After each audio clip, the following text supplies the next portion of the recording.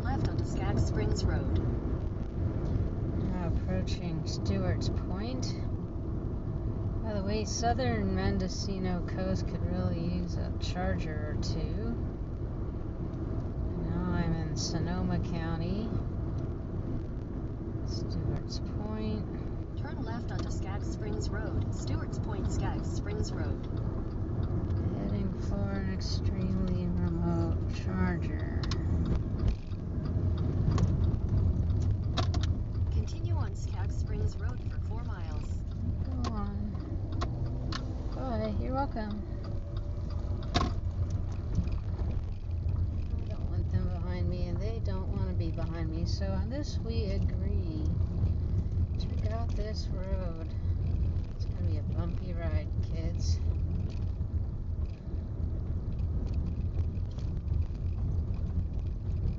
How far did Siri say this was?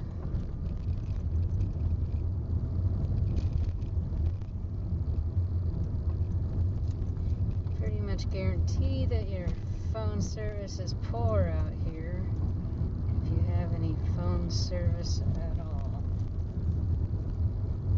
Let's see, I've got a 60-mile range. Everybody likes these kind of facts, right? And a 54% charge. I've been driving slow, hypermiling,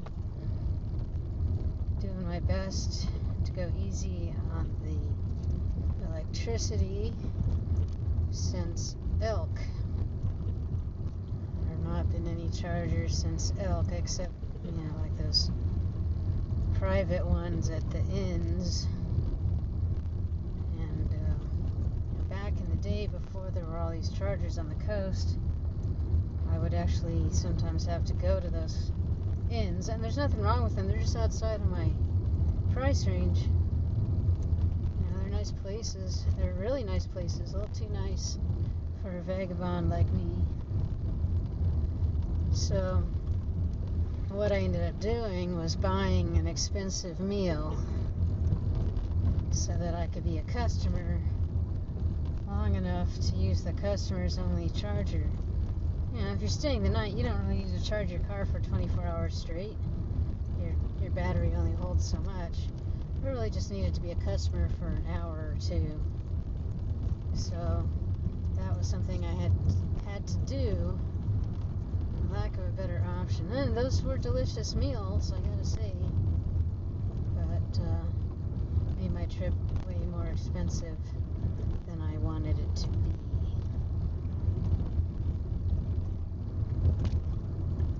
So, headed up this windy, narrow, bumpy road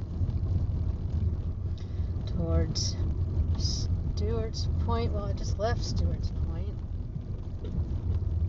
Cazadero, sort of.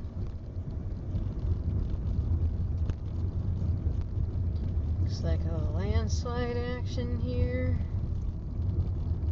Not surprising considering it's early spring. Yep, I got a landslide there. But it's not blocking anything. Oh, there's another one. Another landslide. Well, since the car went ahead of me, I take that as kind of a good sign that this road is probably open. Can't be sure of that. They might not be going as far as I'm going. And I really don't remember how far I'm going. I just remember I've only been up this road once. I remember feeling pulled to go up this road. I know, it's an intuitive thing. Pardon me if that's too weird for you.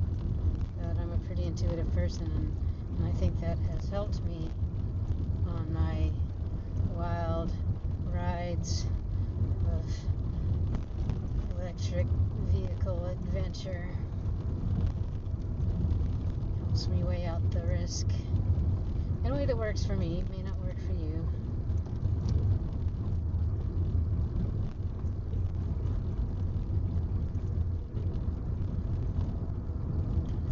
Car's kind of loud today. I need to try to repack some of those things in the passenger door or something. what else can I tell you about EV road tripping? Always allow that you might need more charge than you think you know, than you think you need. Because sometimes the charger will be occupied or out of order or behind a locked gate. All these things have happened to me more than once. Or the terrain might be harder, steeper, crazier than you expected. I wouldn't want to be making this drive on a low charge because it gets real steep. And it's mostly uphill despite the fact I'm currently going downhill.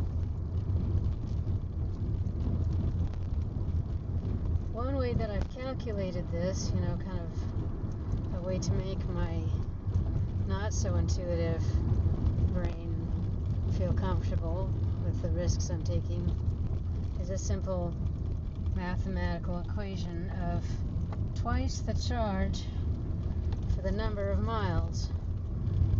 So let's say it's 30 miles to the next charger. You're feeling pretty confident about that charger. Well, do you have a 60% charge? Then you might feel safe, comfortable, relaxed, calm even, about leaving the charger you're on when you have a 60% charge. The chances are really good you're going to make it those 30 miles. Now, there's no guarantee, and I've been in situations where even that didn't cut it, but almost always it does cut it. When it didn't cut it, it was pretty extreme. I was probably towing a trailer with goats on it because, I like to make things more difficult whenever possible. Not really. It just looks that way. Whee! Hold on. That was not hypermiling there. So, heading uphill through the woods.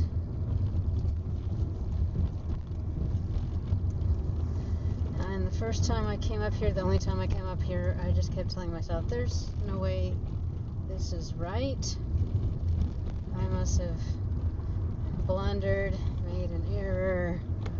Siri misled me. Something happened.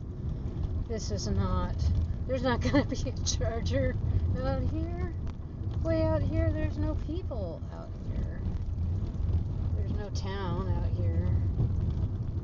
Why would there be a charger out here? Well, I do not know how to answer the why. And Siri has thrown me under the bus a couple of times, mainly away from coastal urban areas. That's where Siri sometimes doesn't know the way as well as you might hope. And Siri sent me down dirt roads while towing a trailer and an electric vehicle with low resistance tires. That wasn't pretty, trying to turn around. But, those were not the tow truck incidents. So I forgive Siri because Siri has mostly been a great asset. And we have a winner. This has 2 plugs. Nice. This EV charging station has been made possible by a generous grant from the Metropolitan Transportation Commission with the cooperation of the Kashia Band of the Pomo Indians of the Stewart's Point Rancheria. Pardon my pronunciation if any of that was incorrect. I thought you might want to know. Well, it was a 41-mile range and a 42% charge when I arrived. And that's so just so you can see, what I used up in that short period of time. Coming up that steep, windy road, not especially quickly, to this interesting place, kind of remote. Most remote charger I've ever used, probably. I look at the PlugShare app. Here's what I get. Everything that I had loaded already still kind of shows up. It doesn't tell me how far anything is from here. And the bottom, where I didn't have it loaded and I tried to load it, I just get this empty grid. So this is, in case you've never been offline, That's what it looks like if you try to use PlugShare without any phone service or Wi-Fi. Somebody has Wi-Fi here, but I don't know the password. Kind of surprisingly, the community center was open. Oh, my door's shutting on me. Because this is on a steep little hill. Community center is open, and there's a considerable amount of reading material in there, and there's also a restroom that's open, so that was pleasant. Normally I wouldn't go in because this looks like tribal land, but I figured they'd probably rather I use the restroom than any alternative. Yeah, you know, if you're on tribal land, when in doubt, don't go places unless you know that you are welcome there, unless you're, you know, if you're not a tribal member, you might want to find out first. There's nobody here to ask. There's a lot of barking. I remember that from last time. Bark, bark, bark. And one person walked by, gave me a smile when I waved. And then I'm just gonna be hanging out here near the water tower. All my car chargers, but I'm not going to get a 100% charge, and I'll tell you why.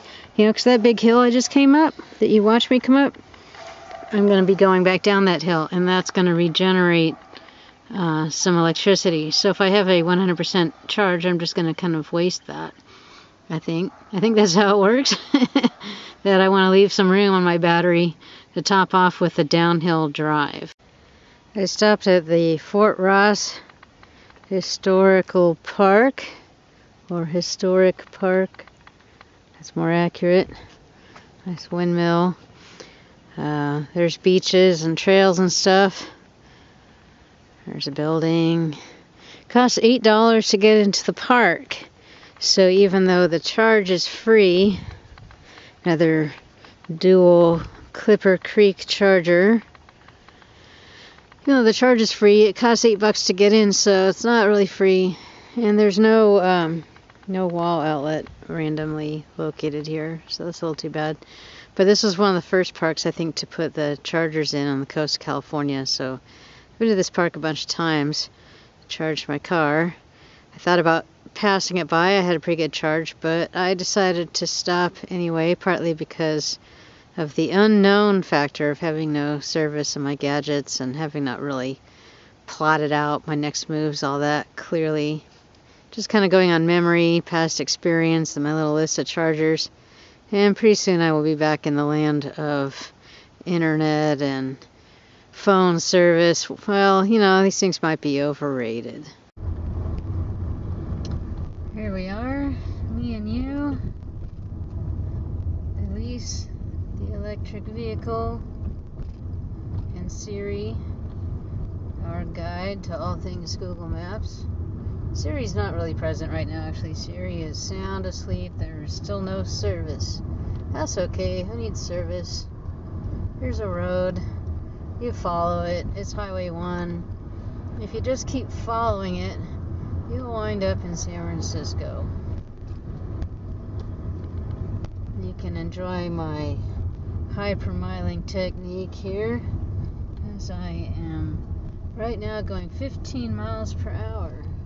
Nobody's behind me, so I'm not hurting anybody. Nobody is sitting behind me getting all upset because they're in a big hurry. If you're in a big hurry, take a different road. This is a slow road. I'm a slow driver, enjoying the view.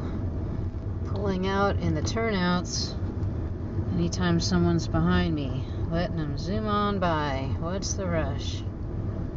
If you're in a big hurry, don't take this road. If you're a big fan of guardrails, well, there's one, but there's not very many along here. And there's lots of places you might wish for one. So if you're a fan of guardrails, I suggest you take Highway 101 or Interstate 5. Don't take Highway 1. It's windy, it's narrow, it drops off a long ways down to the ocean, and it's crumbling and falling into the ocean as we speak.